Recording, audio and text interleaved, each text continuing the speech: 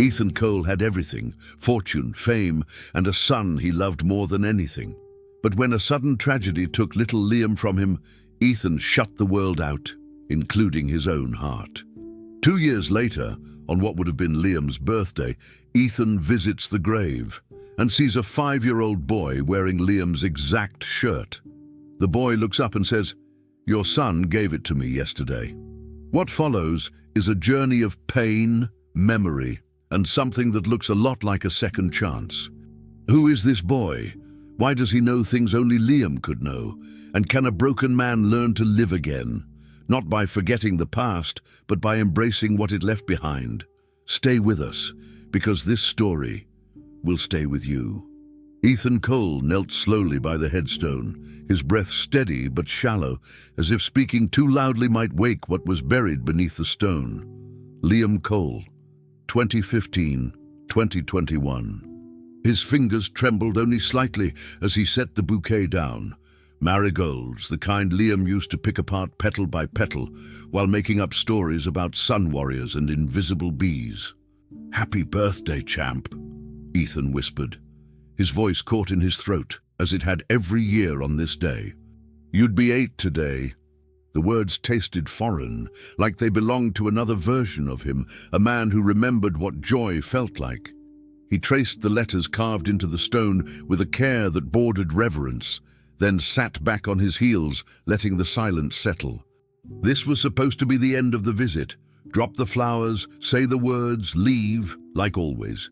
He didn't come for comfort. He didn't believe in signs, in heaven, or in anything beyond what he could build, buy, or lose. He came because anything less would have felt like betrayal. And then, just as he began to rise, a small voice spoke behind him, clear, casual, and impossibly real. "Hi." Ethan froze. His pulse skipped. Slowly he turned, eyes narrowing at the sight of a boy standing just feet away, wearing a rainbow-striped shirt. The moment didn't register at first. Ethan blinked once, then again. The shirt, the exact shirt. Not just the same design, the same shirt. The stripes, bold and vibrant, the small tear beneath the collar, even the faint bleach mark on the left sleeve from when Liam spilled lemonade and tried to fix it himself in the laundry room. "Where did you get that?" Ethan asked, sharper than he meant. The boy, no older than 5, didn't flinch. He looked from the headstone to Ethan, his voice calm, almost shy. "Your son gave it to me yesterday." Ethan's heart kicked hard in his chest. "What did you say?" he asked, taking a single step forward. "He gave it to me," the boy repeated, nodding slightly. "The boy in the picture. He told me to wear it when I came here." Ethan stared at him, 100 explanations firing through his mind. A prank, a mistake, a horrible coincidence. But the boy's eyes weren't mocking. They were curious, sincere. "Who sent you?" Ethan demanded. "Is your mother here? Did someone tell you to say this?" The child shook his head. "No, sir, I was just supposed to tell you he's okay." His small hand reached up and touched the photo embedded in the stone. "He's happy now." Ethan's body moved before his brain caught up. He crouched to the boy's level, eyes locked on him like he could read the truth from his skin. "What's your name?" he asked, voice gravel. "Noah," the boy replied. Ethan's gaze flicked to the shirt again. "That belonged to my son. That shirt was... He was buried in that shirt." The boy nodded solemnly. "He said you stopped talking to people, that you were sad all the time." Ethan's throat tightened. He hadn't spoken about Liam to anyone in over a year. He hadn't even said his name out loud in months. "He said to tell you he remembers the ice cream by the lake and the red car toy." Ethan's breath caught. The ice cream runs were their thing, their secret Friday ritual. No one knew about the red toy car except Claire, and she wouldn't have told anyone. This didn't make sense. It wasn't possible. "Where is your mother?" he asked again, but softer now. "She's folding clothes," Noah said, pointing vaguely behind the cemetery fence. "Over there. But she didn't send me." He lowered his voice. "He did." "He?" Ethan repeated, barely able to get the word out. The boy nodded again and pointed to the photo. Him, the boy who smiles. Ethan stared, his pulse pounding in his ears, his world spinning slightly off axis. He had lived in silence for so long that the sound of this child's voice felt like someone cracking a window in a sealed room. "Why would he talk to you?" he asked, not angry now, just broken, desperate. "He said I still needed a dad, and you still needed a son." That did it. That sentence, simple and clean, sliced Ethan in a place no grief counselor had ever reached. His hands shook now, open and helpless at his sides. "Stop," he muttered. "You're just a kid. Someone told you what to say." "Nobody told me," Noah insisted, his voice unwavering. "He came in my dream. He smiled a lot. He told me to find you." Ethan stood up too fast, backing away, one hand pressed to his chest like he could stop the ache. "This isn't funny. Whoever put you up to this, But when he looked again, Noah wasn't watching him anymore. He was gently tracing Liam's face on the gravestone, humming something soft. A voice rang out from behind the fence. "Noah!" It was a woman, young, rushed, probably his mother. "I told you not to wander." She appeared seconds later, her eyes landing first on her son, then on Ethan, then on the grave. The shift in her expression was immediate. Guilt, realization, confusion. "I'm so sorry, sir," she said quickly. "He saw the picture and said he recognized the boy. I didn't think he'd actually run off." Ethan cut her off with a gesture. "Did you tell him to say those things?" She blinked, caught off guard. "No. He said he saw the boy in a dream last night. Said he told him to come here. I thought he was just, imagining things. Kids do that." Ethan looked at Noah again, who was now watching him quietly, his hands folded behind his back. The boy tilted his head. "He said I could keep the shirt," he said softly. "But he also said, 'It's yours if you want it back.'" Ethan stared at him, his body numb, his voice lost. Every word the boy said rang with something terrifying and beautiful. Recognition, connection, and something else. Something that felt like hope. Ethan didn't answer, couldn't, not yet. His gaze locked on the shirt, Liam's shirt, now clinging loosely to Noah's small frame. The colors, once so vibrant, now faded with time, and yet they pulsed with memory. He didn't reach for it. He didn't need to. "Keep it," he said quietly. The boy nodded and offered a crooked smile, the kind that made Ethan's chest tighten. It was the same smile Liam used to give him when he was proud of something, when he was brave. Ethan didn't move for a long time after Noah and his mother walked away, hand in hand, disappearing slowly between the gravestones. He didn't feel the cold. He didn't notice how tightly he was clutching the rolled sleeves of his coat. All he saw was the shirt, that shirt, bouncing lightly as the boy walked, a flash of color against the gray. When his driver appeared down the path, Ethan spoke for the first time in minutes, his voice hoarse. "Find out about that church," he said. "The one by the laundromat, near the river." The driver only nodded. Ethan didn't explain. He didn't know how. All he knew was that something had started, and it had begun with a boy in a striped shirt. Ethan didn't sleep that night.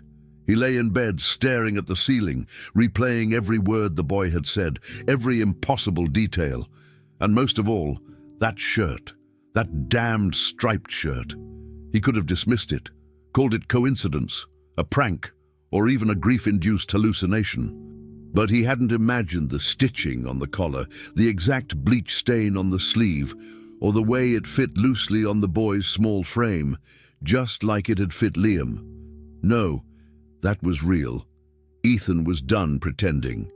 By mid-morning, he'd dressed himself in something less like armor than usual and told his assistant to clear his day. No driver, no security, just him, a coffee he wouldn't drink, and a growing sense that something had been moving behind his back, or within him, for far longer than he'd admitted. He didn't stop until he reached the old church near the river, a building he'd passed 1,000 times but never noticed.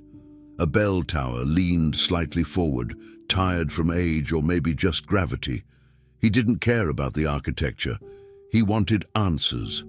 He approached the volunteers out front who were sorting through boxes of donated clothes near a folding table and cleared his throat. One of the women looked up, middle-aged, wearing a name tag that read Sandra and a sweater with a stitched dove. "Can I help you, sir?" Ethan hesitated, unsure of how much to explain. "I'm looking for a box," he began, then faltered. "A donation, actually. It would have come from the Cole estate." The woman blinked at him, recognition dawning behind her eyes. "Cole? As in Ethan Cole?" He nodded, and her face softened. "Yes, we received a box about a month and a half ago. Beautiful things. Children's clothes, toys. I remember because the sweaters were still folded so neatly." She stood and led him around the building, where additional boxes were stacked beneath a makeshift awning. The scent of dust, old cloth, and something vaguely floral filled the air. But Ethan barely noticed. His eyes scanned the pile, but he didn't need to search long. There it was, a small wooden crate with a familiar label, Cole Family Storage. His heart thudded. She knelt to open it, her hands careful. "No one's claimed anything specific. People take what they need," she explained, glancing at him. Ethan was already crouched beside her. The moment the lid came off, he reached in, fingers brushing against textures and weight that didn't belong to anyone else. Not really, not ever again. He pulled out a model car, red plastic, with its wheels slightly worn. Liam used to race it along the marble countertops, making engine noises until Claire begged him to stop. Next came a rolled-up T-shirt with a cartoon astronaut, Liam's favorite bedtime shirt. Beneath it, a paper rocket, crudely made, but unmistakably his son's work. It even had LC scrawled in smudged pencil along the side. Ethan could barely breathe. Each item was a punch to the chest. He wasn't just remembering Liam, he was feeling him, touching his world again, one artifact at a time. Then he found the photograph. Folded but intact, it was a candid shot. Liam in the backyard, gripping the red toy car, mid-laugh. It was a real laugh. Mouth wide, eyes half closed, one shoelace untied. Ethan hadn't seen that picture in years. He turned it over. There, in messy black marker, was a note in his own handwriting. "Never stop smiling, kid. Even when I'm too busy to." He stared at it, disoriented. He remembered writing it, rushing out for a meeting, thinking he was being clever. Now it felt like a time capsule from a man he didn't recognize or couldn't forgive. He sat back on the gravel, silent. The volunteer, Sandra, noticed his stillness and crouched beside him again. "Are you all right, Mr. Cole?" she asked gently. He didn't respond. His hands were clenched around the photo, his head bowed low. Then something inside him gave way. Not loudly, not with any drama, but with a quiet kind of collapse. His shoulders shook, subtly at first, and then with increasing force. And for the first time in over 2 years, Ethan Cole cried. Not the restrained tears of polite grief, not the silent kind that vanish into collars. This was different. These were the tears of a man remembering how much he had loved and how much he had lost by pretending he didn't still love. Sandra didn't touch him. She just sat beside him, still, letting the moment happen. No one interrupted. The church bell above didn't ring. The world simply held its breath. Ethan's hand moved to his chest, pressing the photo there like he could fuse it to his skin, make it part of himself again. The pain wasn't new. But for the first time, he let it in without resistance, let it say what it needed to say. His son had existed. His son had mattered. And now, so did this moment. It took a while before he spoke again. When he did, his voice was low, scraped raw. "Who brought this?" Sandra blinked, startled by the intensity of his tone. "I believe it came from a woman on your staff," she said gently. She didn't give a name. Just said the items were from a guest house being cleaned out. I think she assumed no one in your family needed them anymore." Ethan clenched his jaw. He hadn't even known anything was being cleared. In the months after Liam's death, he'd ordered renovations, staff reductions, storage removals, anything to keep from tripping over toys, to stop smelling apple juice in the carpets. He'd told himself he was moving forward. But now it felt like he'd been burying pieces of his son under logistics and denial. "And the boy who came yesterday?" he asked. "Do you know who took that shirt?" Sandra hesitated. "No. People come and go. Some families from shelters, some from the laundromat nearby. We just leave the boxes and let them take what they need." Ethan nodded slowly, absorbing every word. So it hadn't been orchestrated. It wasn't a cruel joke. It was chance, or something that looked enough like it to hurt and to matter. He stood, dusted his hands off, and looked down at the box again. Part of him wanted to take everything back, reclaim the toys, the clothes, the memories. But he didn't. Not yet. He looked at the photo one last time, then slipped it into his coat pocket. "I need to find the boy," he said softly. "Not to Sandra, not to anyone in particular, just to the heir. I need to know why he got this." He turned to leave, his steps slower now, heavy with thought. Sandra called after him, offering to help, but he only nodded without looking back. The box remained behind, half open, like a door into a past that had never really closed. Ethan walked back toward his car, feeling different. Not better, not healed, but cracked open. The ache in his chest wasn't dulled. It was sharper, clearer, and that clarity carried weight. The boy, the shirt, the message on the back of that photo. These weren't things to ignore anymore. They were threads pulling him forward. And whether it was madness or grace, Ethan knew one thing. He was going to follow them. He gripped the photo in his pocket tighter. For the first time in 2 years, he had somewhere to go. He found her at a laundromat near the river, just as Sandra had guessed. It was a narrow place, pressed between a liquor store and a boarded-up pharmacy, its sign half lit and humming faintly, though Ethan barely noticed. What struck him first was the sight of Noah, shirtless now, sitting cross-legged on the floor with a toy truck, while a woman with a tight ponytail bent over a plastic bin, pulling out damp clothes with deliberate care. She looked different, thinner perhaps, worn in a way that had nothing to do with time and everything to do with exhaustion. But when she turned, he knew her instantly. Eleanor Williams. She froze mid-motion when their eyes met. The towel in her hand slipped back into the basket, and for a second, no one spoke. "Mr. Cole," she said, and it wasn't surprise that filled her voice. It was something quieter, like acceptance. She straightened her back, wiped her hands on her jeans, and stepped forward, eyes guarded, but not hostile. "I wasn't expecting. I didn't know it was you," Ethan cut in, but immediately realized how weak that sounded. Of course he didn't know. He hadn't thought about anyone in his household after Liam died. He hadn't thought about anything but himself. Elena didn't rush to fill the silence. She let it hang between them, like something that had been waiting a long time to be acknowledged. Ethan forced his hands into the pockets of his coat to keep from fidgeting. "The shirt," he finally said. "The striped one. The one Noah wore." At the mention of her son, she glanced back as if checking to make sure he was still within sight. He was, quietly running the plastic wheels of his truck along the grout lines of the floor. "I didn't know he had it," she said. "Not at first. He told me it was from the donation box near the church." Ethan's voice tightened. "It was Liam's. I figured," she replied, without apology or avoidance.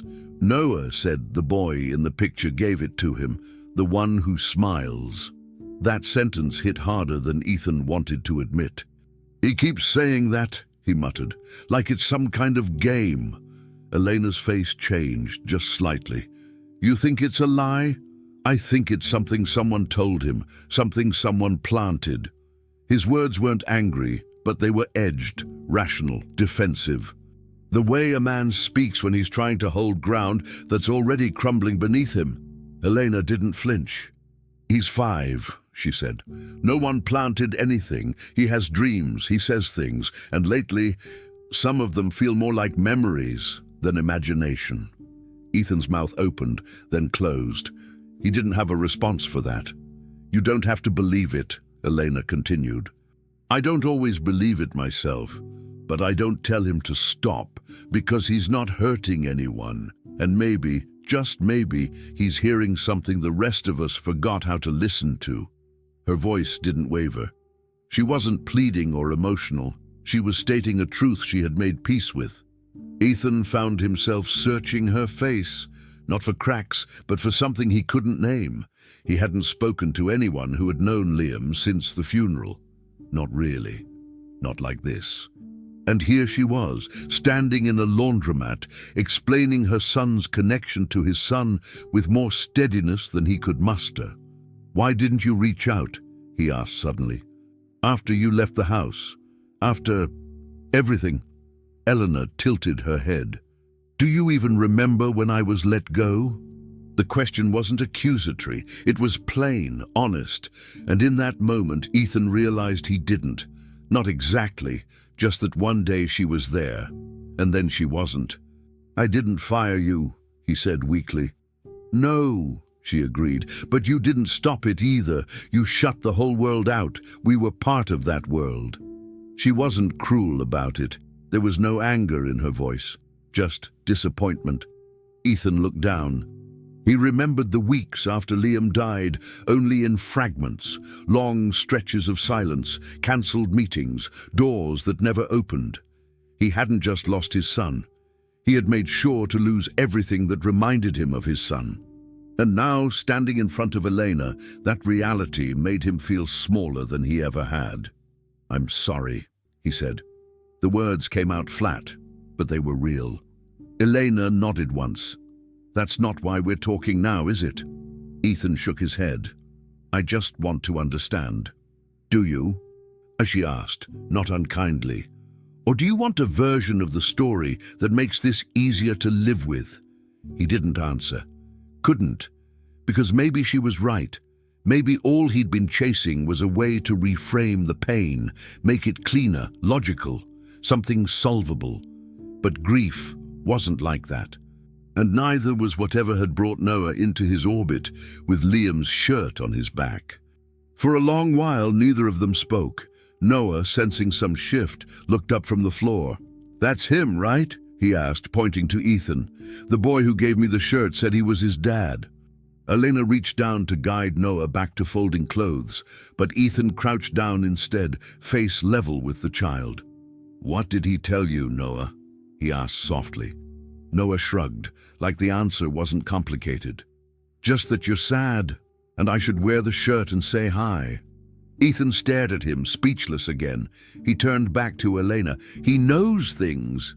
"Yes," she cut in, "he does. Things I can't explain. Things that no one ever told him." She crossed her arms. "Maybe not everything needs an explanation, Mr. Cole. Maybe some things are just meant to be felt." Her voice was calm, but resolute. It was the first time someone had said something to him that didn't seek to comfort or solve or suggest a next step. Just accept. It landed in him like a stone in deep water. No ripples, just weight. And in that quiet moment, as he stood upright again and looked at the two of them, mother and son, he knew he wasn't the only one grieving a life interrupted. But he might be the only one still refusing to listen. He watched as Eleanor knelt beside Noah again, both of them folding laundry with a practiced rhythm. Nothing about the scene was dramatic or theatrical, and yet Ethan felt like he was watching something sacred. This woman, this child, this routine, it was a kind of survival he hadn't earned but deeply recognized. Elena looked back at him once, briefly, as if to say the conversation was over unless he had something new to offer. He didn't. Not yet. So he nodded, not in dismissal, but in understanding.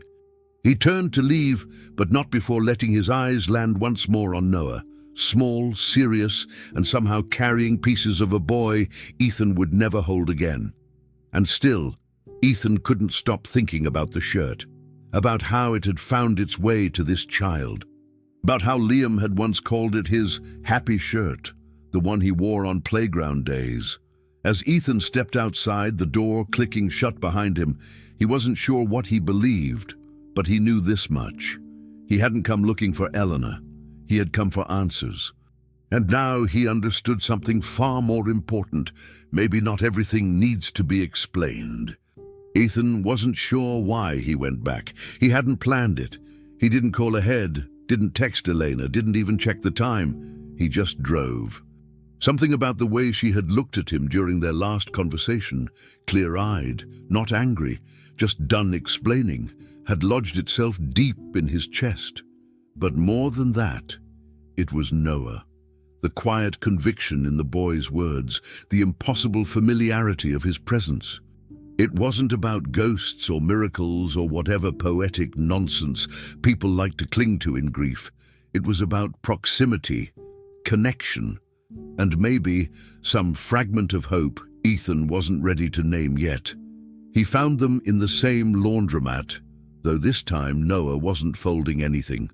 He was running, sprinting actually, in small loops near the dryers, holding a red toy truck in both hands, engine noises spilling out of his mouth. Ethan froze. The truck.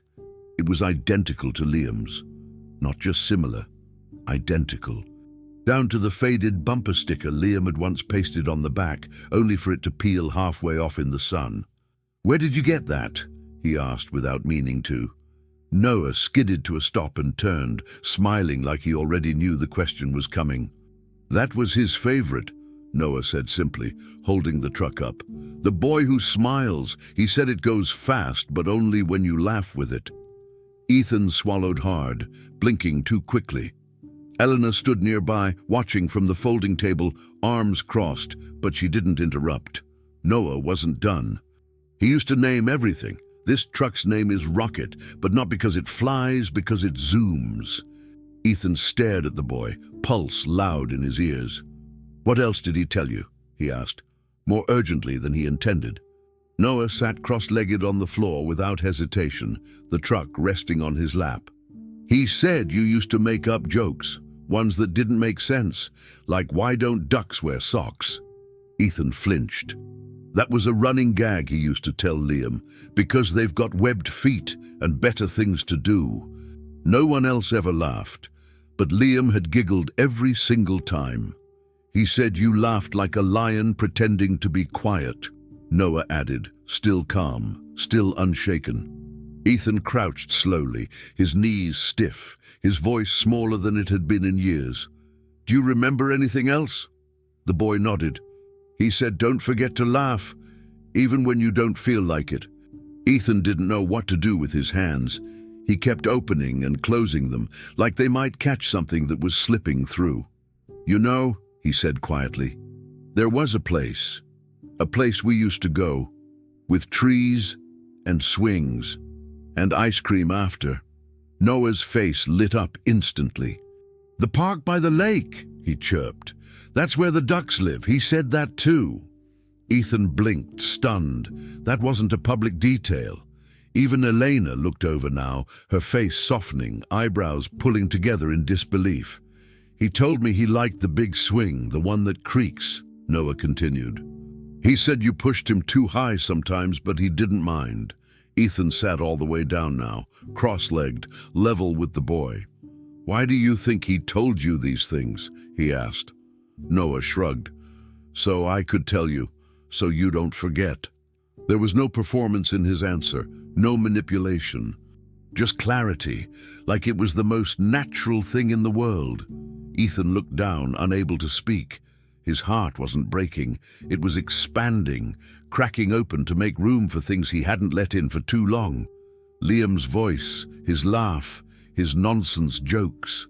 They came back in full force. Noah stood again and began pushing the truck in circles, making zooming sounds. Ethan didn't stop him. He watched in silence, But it wasn't the silence of detachment. It was the silence of awe.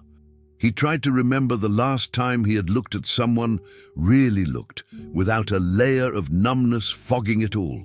Noah wasn't trying to be anyone. He wasn't performing. He was simply a boy who had stumbled into something sacred. And somehow, Ethan was being let in. He noticed then how Noah handled the truck, not carelessly, but like it meant something. Every turn, every tilt, it was as if the toy had a soul, and Noah was listening to it. Liam had played that way too. Ethan used to joke that his son had a better imagination than most film directors. Now, watching Noah, he realized maybe Liam hadn't been imagining things after all. Maybe he had been feeling them, living them. And now this boy, this stranger, was carrying those feelings forward. Not by force, not through obligation, but because he could, because he wanted to. Noah eventually paused in his running and looked over his shoulder, smiling. That smile, crooked on the left, teeth slightly uneven, one eyebrow raised just enough to make it look mischievous. Ethan's breath caught in his throat. He didn't move, didn't blink. It was the same smile. Not just similar, it was Liam's.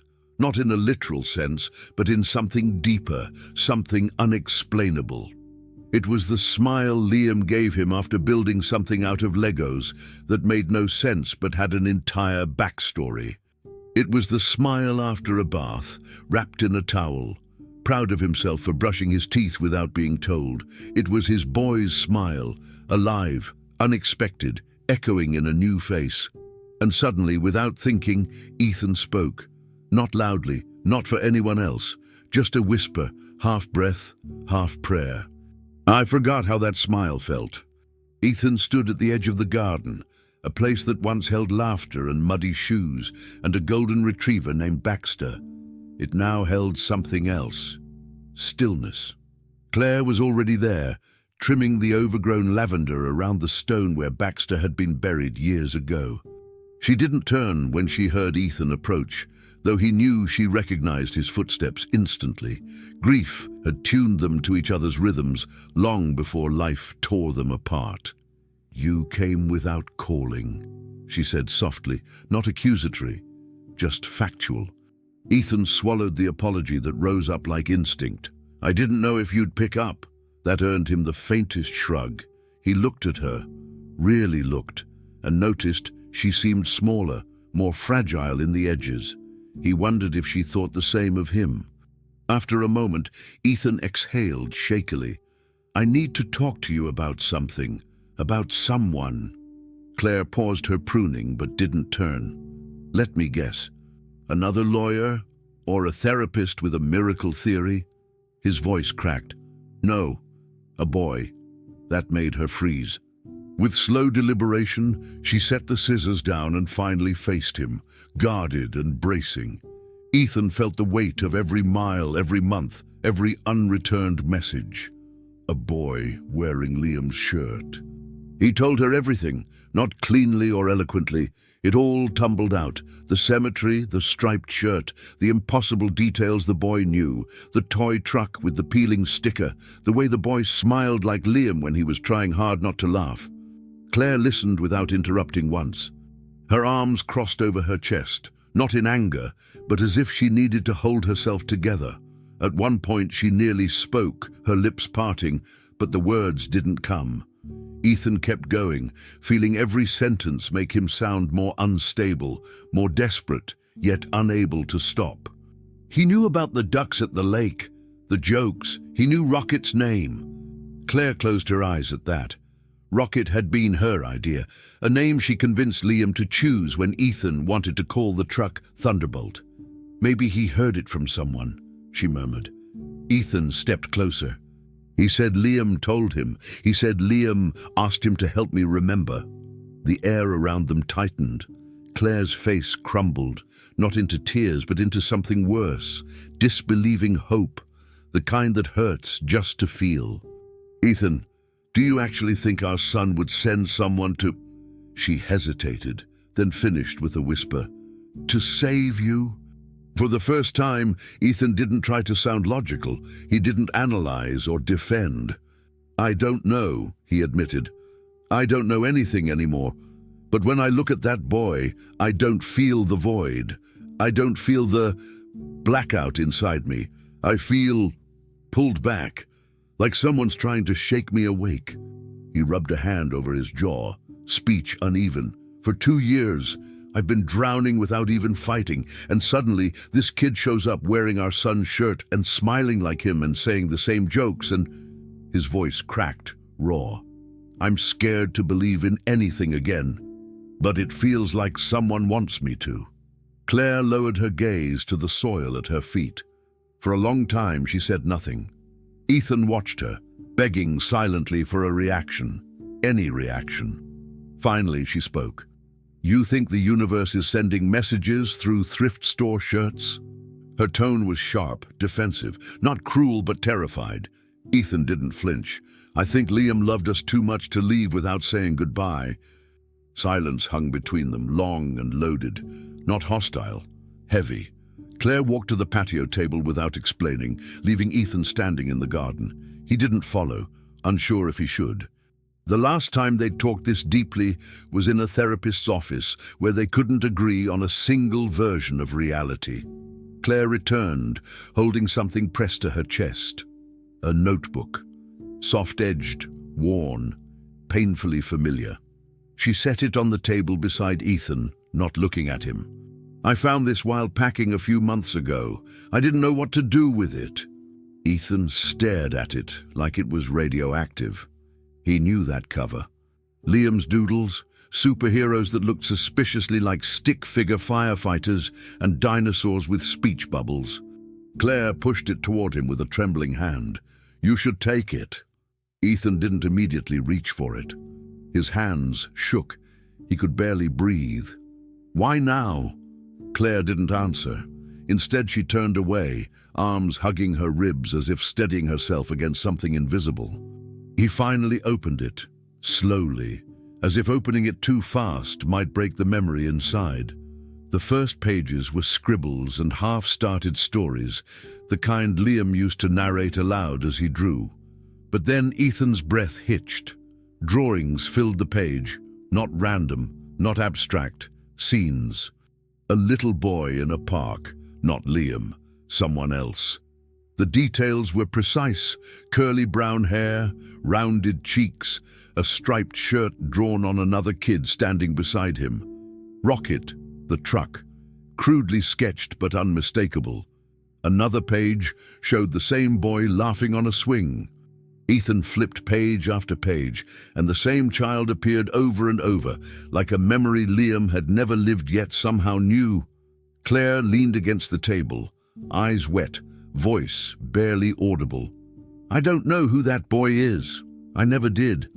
Ethan touched one drawing gently, tracing the curls with his thumb. "His name is Noah," he whispered. Claire's chin trembled. Her silence wasn't avoidance anymore. It was surrender. To the impossible, to the ache, to the idea that maybe, just maybe, their son wasn't done speaking. They didn't say goodbye when Ethan left.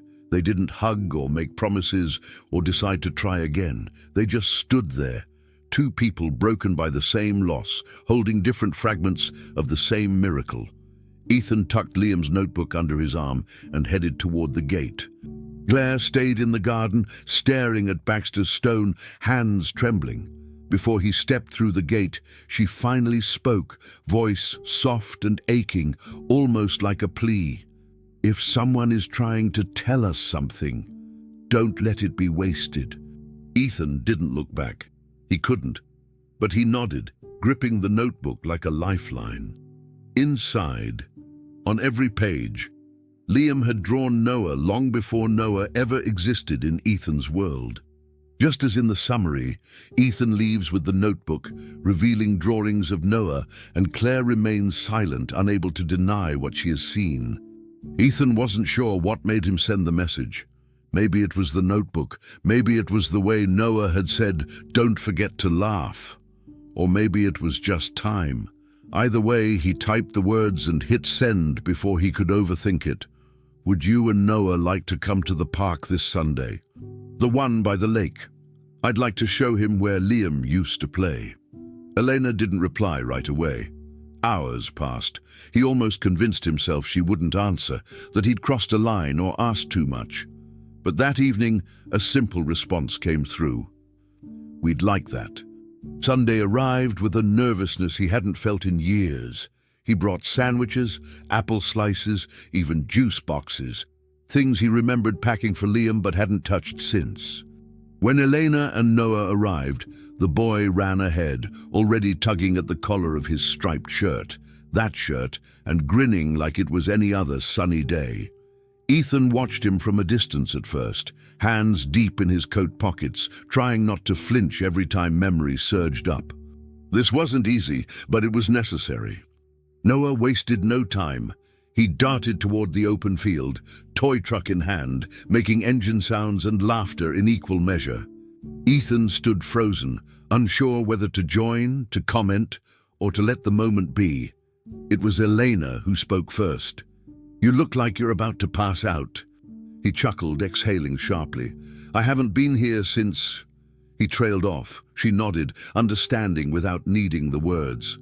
"He told me about this place," she said, watching Noah sprint toward the swings. "He talks about it like it's his own memory, not yours, not Liam's." Ethan watched the boy climb the low wooden platform. "He said that swing creaks," he murmured. "It does," Elena replied softly. "Always has." A silence settled, not awkward but shared. Ethan found himself remembering the first time Liam had run barefoot in that same patch of grass. He'd fallen, scraped his knee, cried, but then started laughing while pointing at the blood. "It looks like jam," Liam had giggled. Ethan hadn't remembered that until now, and suddenly he couldn't look away from Noah.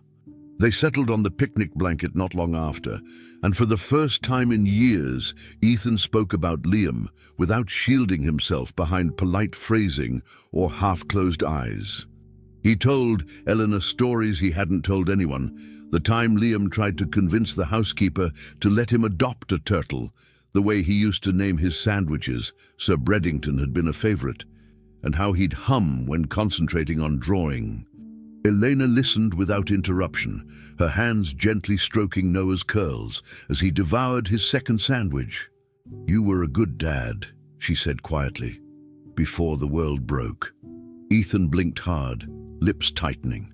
"I tried," he answered. "But when he died, I stopped trying, stopped everything." Elena didn't contradict him. She didn't offer comfort. She just nodded, accepting his truth. "You're trying now," she said simply. "That has to count for something." They kept talking, not about death, but about life, about their children, about the strange ways grief can twist you, and how sometimes healing doesn't come in a burst. It comes in a sentence, a laugh, a day in the park. Ethan didn't notice how long they talked. He only realized how little it hurt to speak of Liam. As the sun lowered behind the trees, Noah slowed down. He returned with grass-stained knees and a sticky smile, finally crashing into his mother's lap with a content sigh. Ethan watched him close his eyes mid-sentence, fingers still wrapped around the tiny truck. The boy curled up without protest, worn out by joy and motion. Elena adjusted her position, making a pillow from her arm, but it was Ethan who took off his jacket and gently laid it over Noah's back. Neither of them spoke. The gesture said enough. Ethan looked at the boy's face, peaceful and warm, and felt something shift. It wasn't the grief dissolving. Grief like that never left. But it was different, softer, quieter, like someone humming from another room. Liam wasn't gone in this moment. He wasn't missing. He was here, present in the stories, in the laughter, in the stillness of a small boy sleeping beneath the sky they'd once stared up at together. And for the first time in what felt like another life, Ethan didn't feel gutted by the thought of his son. He felt, impossibly, accompanied. Elena looked at him, then at the jacket covering Noah. "Thank you," she whispered. Ethan didn't answer immediately. He sat with it, with all of it, watching the boy's chest rise and fall beneath his coat. "This doesn't feel like a goodbye," he said eventually. "It feels like permission to move forward without letting go." Elena nodded. Her eyes glistened, but she didn't cry. Not here, not now. The day had given them enough, a gift of memory, of quiet, of trust not spoken but built, brick by brick. Ethan leaned back on his hands, gazing upward, and for the first time he didn't ask where Liam had gone. He didn't beg the universe for a sign. He simply closed his eyes and listened, not for answers, but for presence. And what he found wasn't silence. It was peace. And so the moment ended as it began. Noah asleep in the grass, Ethan gently placing his jacket over him. But something in Ethan had changed. For the first time, he didn't feel Liam's absence as a hole he couldn't fill, but as an echo that would always live beside him, soft, familiar, and kind. It had been 3 days since the picnic, 3 quiet days where Ethan found himself reaching for his phone more than usual, catching himself mid-thought, wondering what Noah would say about something he saw or heard. A strange shift had begun inside him. Not loud, not immediate, but undeniable. He was thinking in twos again, noticing the absence of Liam less like a wound and more like a shadow walking alongside him. So when Elena asked if she could stop by just for a minute, he said yes without hesitation. They met in the lobby of his building, too formal for the intimacy their shared grief had started to create, but neither of them commented on it. She stood there holding a folded jacket, his, the same one he had placed over Noah days earlier. "He insisted I bring this back," she said, smiling faintly. Ethan took it, nodding, unsure if the knot in his throat was about the fabric or what had happened beneath it. But Eleanor didn't leave. Her fingers gripped the strap of her purse tighter. "There's something else," she added, her voice softer now. "Something I thought you should know." Ethan studied her face, already sensing the weight of what she was about to say. She didn't rush the words, and maybe that's why they hit harder. "Last night," she began, "Noah was talking in his sleep. He does that sometimes, nothing unusual. But this time, he said something different." She looked down, suddenly nervous. "He called you Dad." Oh, the word hung in the air like something both holy and dangerous. Ethan didn't flinch, but his body went still. Elena stepped in quickly. "I told him this morning that it wasn't true, that you weren't his father. I didn't want him to be confused. I didn't want to overstep." Her tone wasn't defensive, but it was layered with apology. Ethan raised a hand gently. "You don't have to explain," he said, though his voice was uneven. "I'm not angry." Eleanor hesitated, reading him carefully. "You sure?" she asked. "Because I didn't tell him to. I didn't suggest anything." Ethan nodded, swallowing. "I believe you." But what he didn't say, what he couldn't yet put into words, was that he wasn't angry because anger had no place in the swirl of emotions crashing through him. He wasn't upset. He was terrified. Terrified of what that word stirred up inside him. Terrified that for the first time in years he didn't pull away from the idea.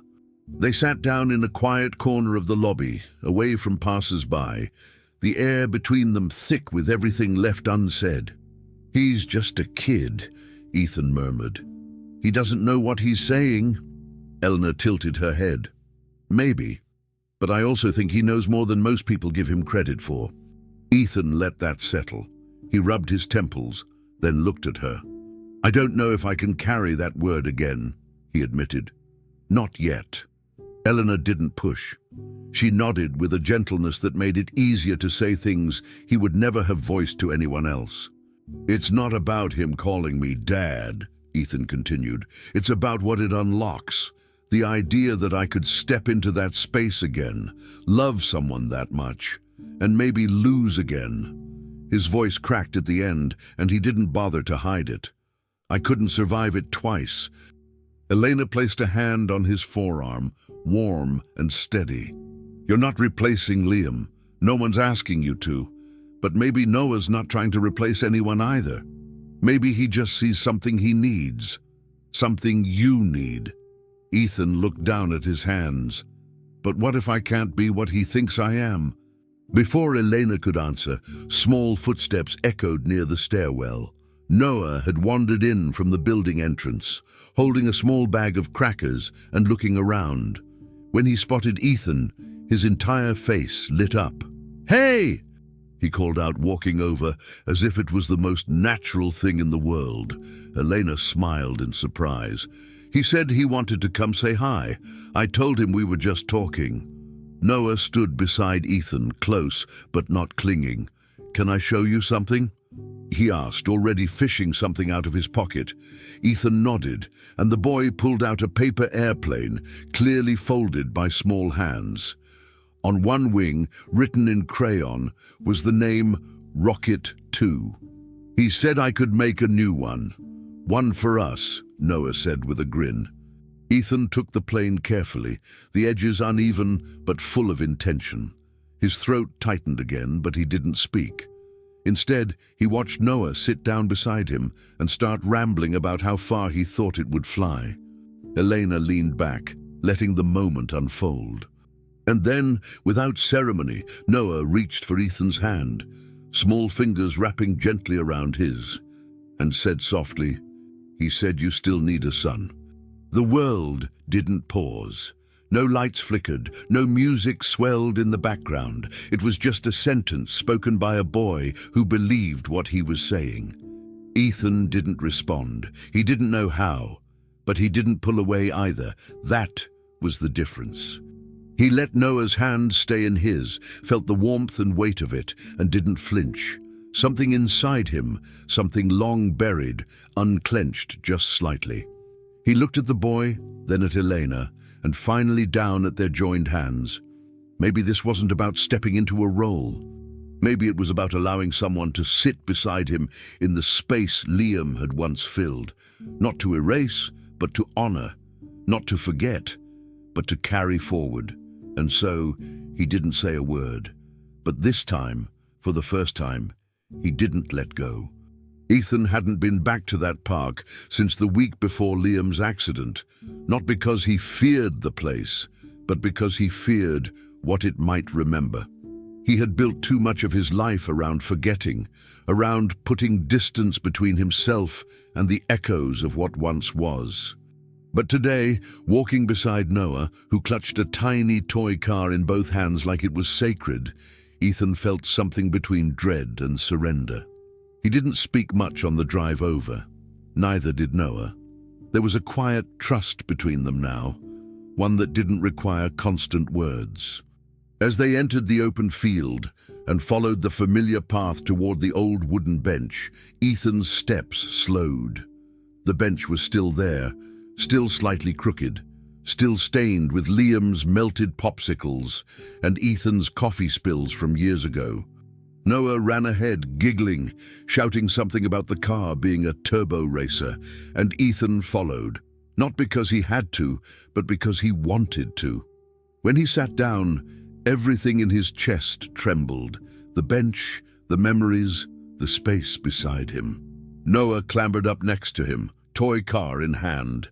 "I brought it for you," he said, eyes bright. "Liam said you'd remember." Ethan blinked slowly. "Liam said," he began, unsure how to finish the sentence, but Noah was already turning the car upside down, his fingers carefully peeling back a small piece of silver tape on the underside. "He told me it was a secret," Noah whispered, holding it up. Ethan leaned in, and what he saw wasn't just handwriting, it was Liam's. His breath caught. Scribbled in blue marker, slightly smudged, but unmistakable were the words, "Don't be late for ice cream, Dad." Ethan's heart stopped. That phrase, that private code between him and Liam, had never existed anywhere outside their home. It was something Liam would say on days Ethan worked too long, a little boy's gentle protest. "Say the password if you want me to forgive you," Liam would joke, and Ethan would reply with the phrase before scooping him up for a drive to their favorite ice cream truck. Seeing it now, written beneath a toy that Liam must have touched, hidden, left for this moment, was like watching time collapse. Ethan couldn't hold it back. His throat tightened, his chest gave in, and before he could stop himself, he laughed. Not the hollow, polite chuckle of corporate meetings, a real, shattered, unstoppable laugh, the kind that breaks you open. It came with tears, of course, not the silent, dignified ones he allowed behind closed doors, but the raw kind, the gasping kind. He covered his mouth with one hand, the toy car still clutched in the other. His shoulders shook as the laughter tangled with grief, years of repressed guilt clawing their way out through something that felt suspiciously like joy. He didn't understand how both could exist in the same breath. But here they were. "That little punk," Ethan said between sobs, wiping his eyes with the back of his sleeve. "He really did it." Noah watched him quietly at first, then slowly leaned into his side, resting his head just beneath Ethan's arm. "He told me you used to laugh all the time," Noah said simply. "I wanted to see it." Ethan looked down at the boy, his eyes red, his face a mess, and smiled. Not out of pity, not out of obligation, but because somehow, this moment, this boy, had returned to him something he thought was gone forever. The ability to feel without fear, to break without shame, to remember without collapsing, to laugh without forgetting. Elena watched all of it from a short distance. She had stayed back intentionally, giving them space, knowing without being told that this wasn't her moment to occupy. But when she saw Ethan's shoulders rise and fall, saw him throw his head back in a laugh that startled even him, something inside her softened too. She had known Ethan Cole as the unreachable billionaire, the cold and polished husband of another woman, a man who vanished into silence after the world collapsed. She had never known this man, the one who cried openly, who held her son like he mattered, who let the past bleed into the present without retreating. From where she stood, she didn't move. She simply wrapped her arms around herself, eyes glistening, not out of sadness, but reverence for Liam, for Noah, for whatever strange miracle had led them here. She could almost hear Liam's giggle in Noah's, see his spirit in the crooked smile Ethan now wore. This wasn't closure, but maybe it was the beginning of something else entirely. Not healing, that was too clean a word, but maybe peace in a form messy and real and earned.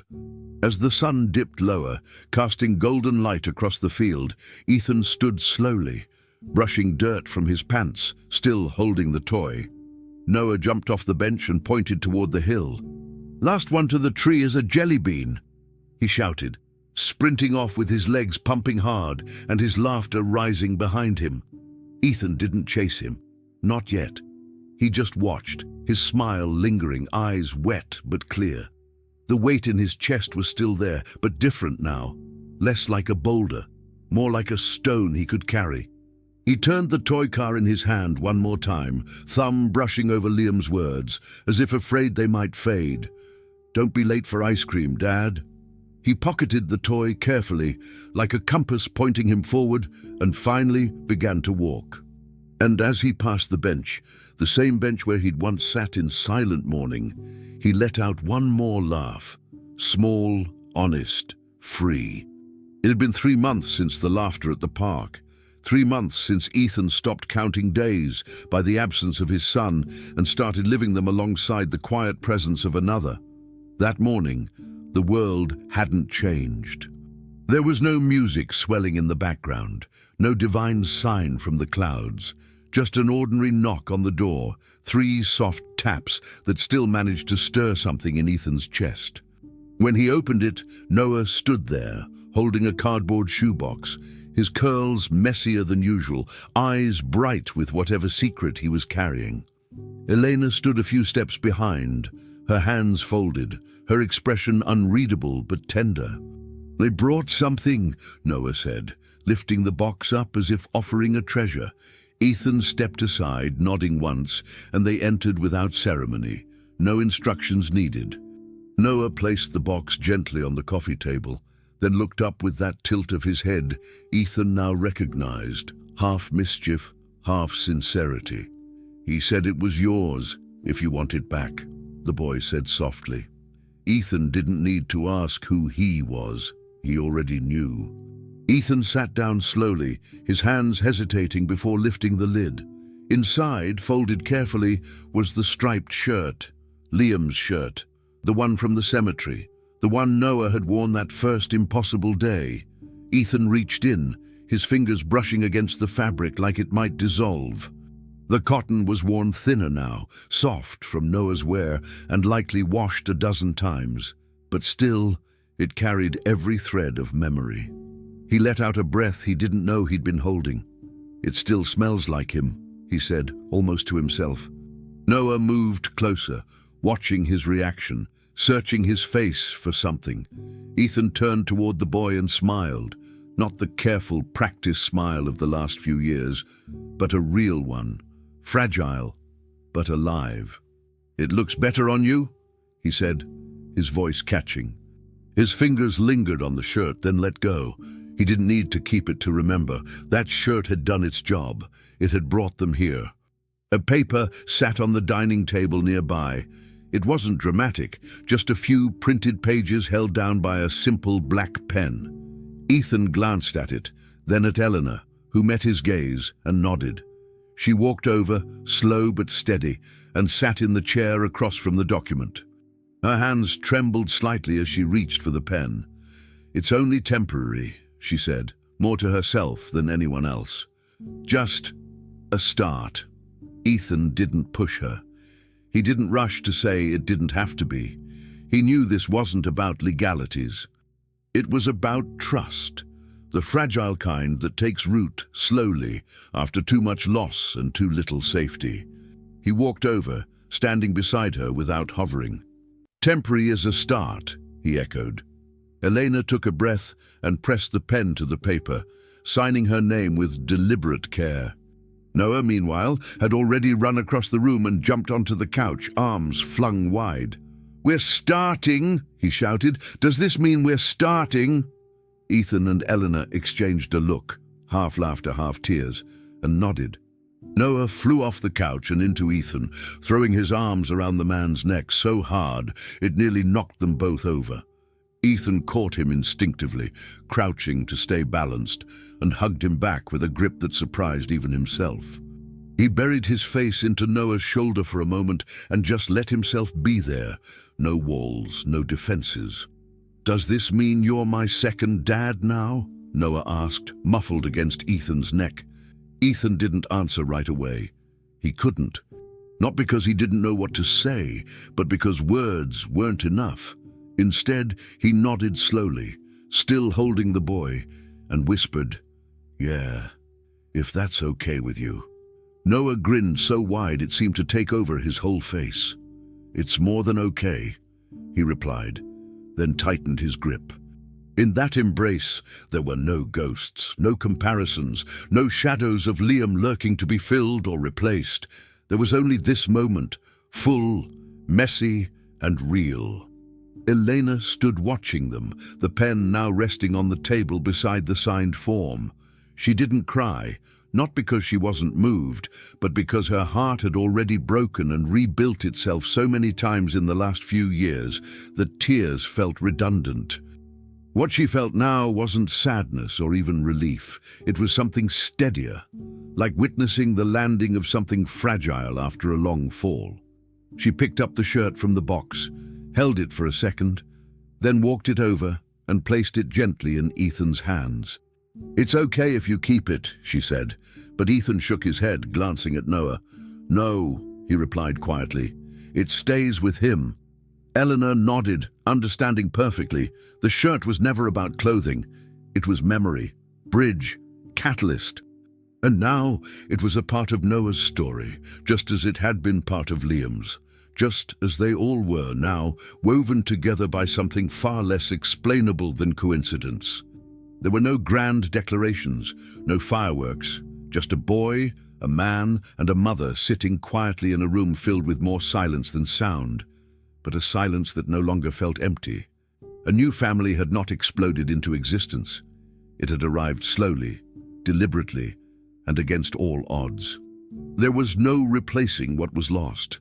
Liam had not come back, but he had left something, someone. And in that small, wild-hearted boy with curls and conviction, Ethan had found what he didn't know he needed: a second chance, a hand to hold, a reason to laugh again.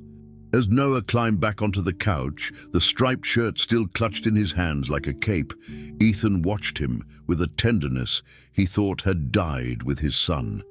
But it hadn't. It had only gone quiet for a while. Now it lived again, in the boy who stayed, and the shirt that stayed with him. We put a lot of heart into bringing this story to life. Every scene, every word was carefully crafted with you in mind. If this story moved you in any way, subscribing to our channel means the world to us. It helps us continue creating heartfelt stories that stay with you long after the screen goes dark. Take a moment to explore our other videos too. And if you feel comfortable, share your thoughts in the comments. We read every message, and your voice helps shape this growing community. Thank you for being here with us.